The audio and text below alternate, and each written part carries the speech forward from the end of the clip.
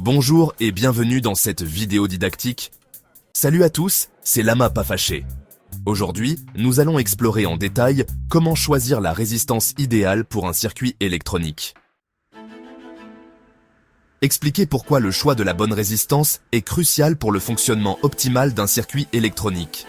Utilisez des schémas et illustrations simples pour montrer le rôle de la résistance dans la régulation du courant et la protection des composants.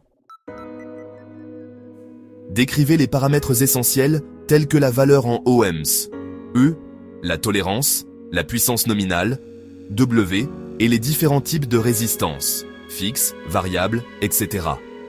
Ajoutez des exemples concrets et des comparaisons entre divers scénarios d'utilisation, par exemple dans un circuit LED ou un amplificateur. Alors, commençons par la loi d'Ohm, qui est essentielle pour nos calculs.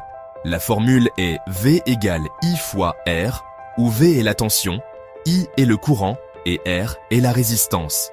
Décomposons cela étape par étape.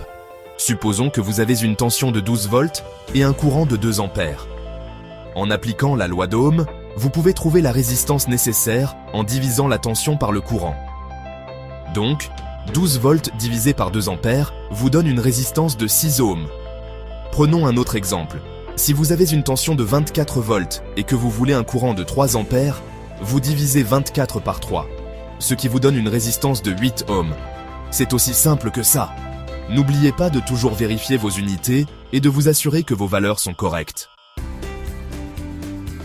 Parlons maintenant des erreurs courantes que l'on peut faire en choisissant une résistance. Une erreur fréquente est de ne pas tenir compte de la tolérance de la résistance. Une autre erreur est de ne pas vérifier la puissance dissipée par la résistance, ce qui peut entraîner une surchauffe. Pour éviter ces erreurs, assurez-vous de toujours vérifier les spécifications de la résistance et de choisir une valeur de tolérance appropriée. Utilisez des résistances avec une puissance nominale supérieure à ce que vous avez calculé pour éviter toute surchauffe.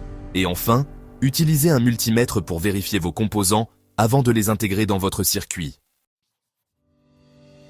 Pour résumer, nous avons abordé la loi d'Ohm, comment calculer la résistance nécessaire et les erreurs courantes à éviter. N'oubliez pas d'expérimenter et de toujours vérifier vos calculs avant de réaliser un montage électronique. Si vous avez des questions, n'hésitez pas à les poser dans les commentaires. Et surtout, abonnez-vous pour d'autres tutoriels passionnants. Merci d'avoir regardé.